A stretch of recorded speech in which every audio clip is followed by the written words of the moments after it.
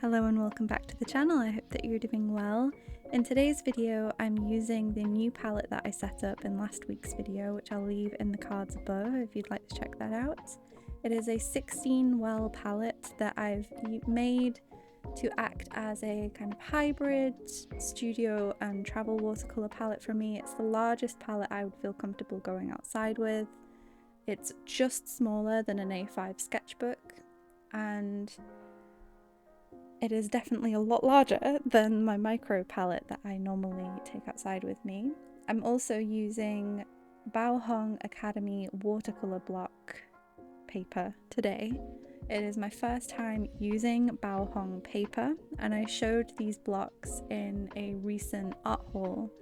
And while these are the student grade, standard grade, non-professional grade, whatever you'd like to call it, version of Baohong paper, so they have a professional line which I believe they call artist, and then Academy is their non-professional line, and both types have 100% cotton paper and they're both the same weight. They're both 300 GSM and they come in cold press and hot press.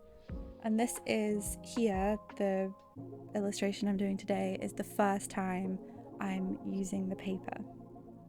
So this is going to be a first impressions of both the watercolor palette I've set up and also the Baohong watercolor paper. This is the cold press block that I'm using in this video. It is, I believe it's 5.5 by 7 inches. It's not 5 by 7, I think. And like I said, it is the cold press version.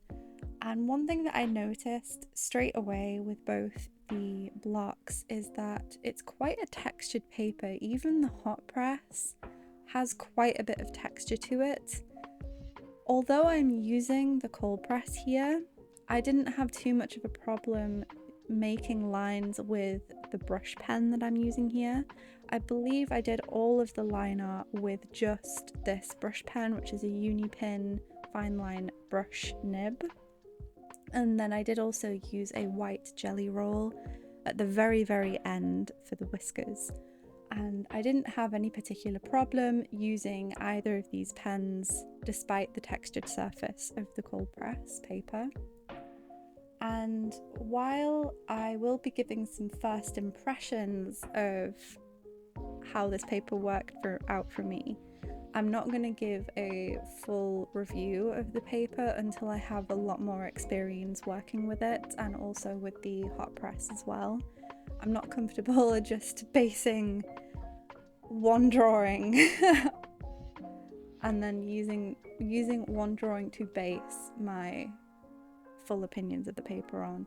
I'd rather have a more well-rounded experience with the paper before claiming anything about it. But first impressions wise, I liked how the ink laid down. It handled the brush pen just fine for a cold press texture.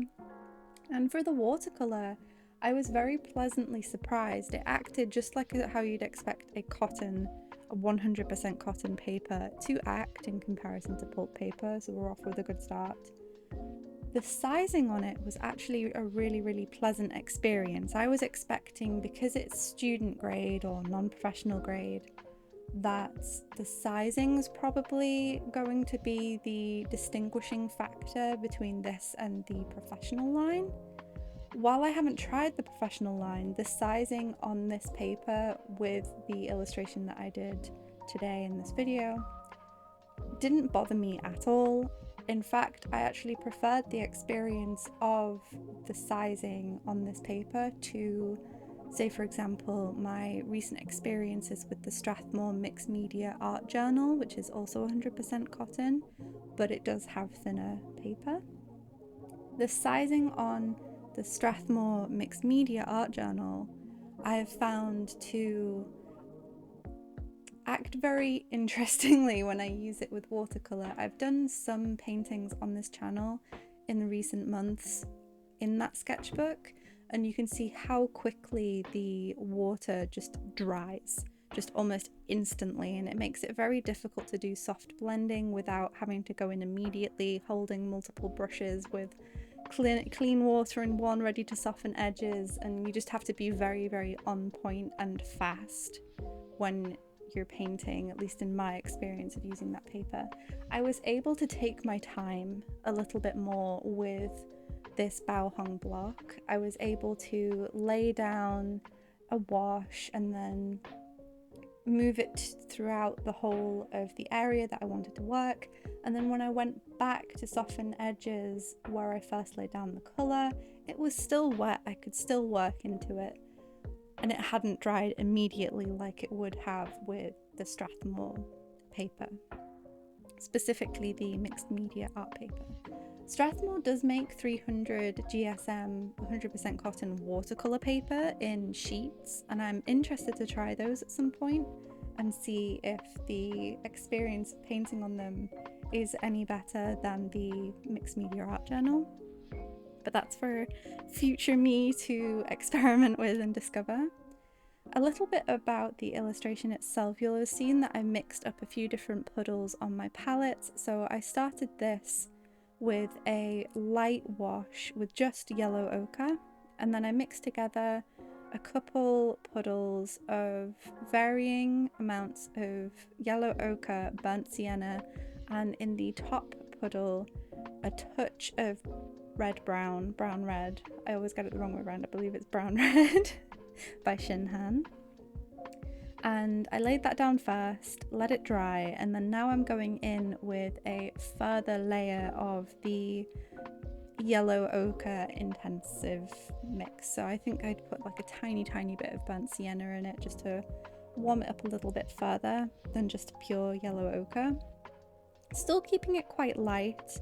I didn't want to go too saturated with this, and I wanted to build up a few layers overall.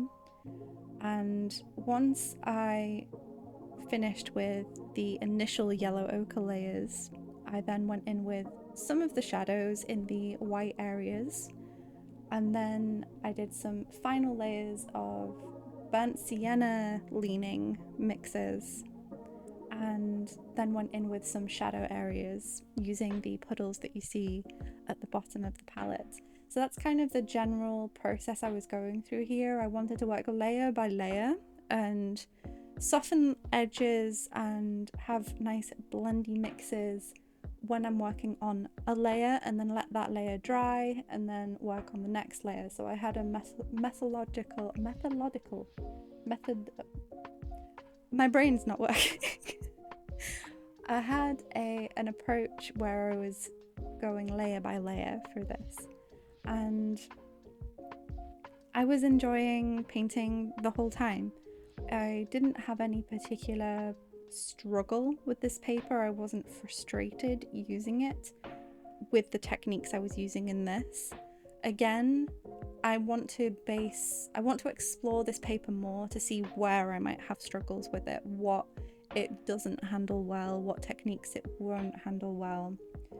And here you see me going in with just a relatively simple grass wash. I used a few different puddles of colour that are just off screen, and also used some of the yellow ochre to make a light yellowy green.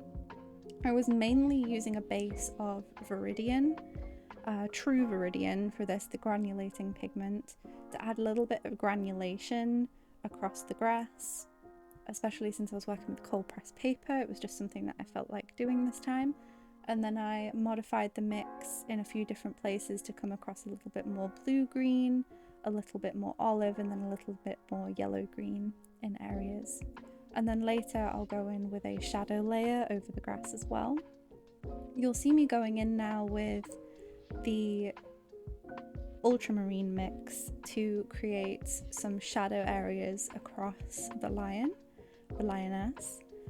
This mix is almost entirely ultramarine, but then just knocked down a notch with some burnt sienna and then sometimes some burnt umber.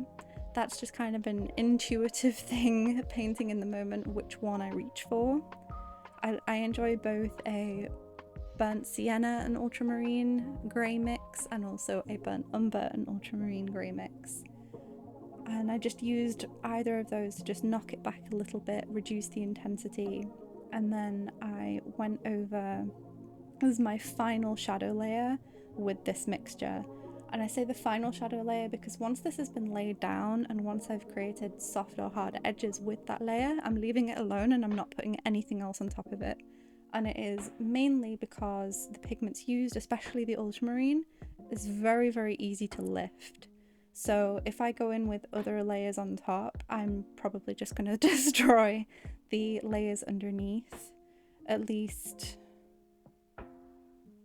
it happens most of the time. It depends on how soft of a brush you use, but for this mixture I wanted to do it last and then just leave it alone.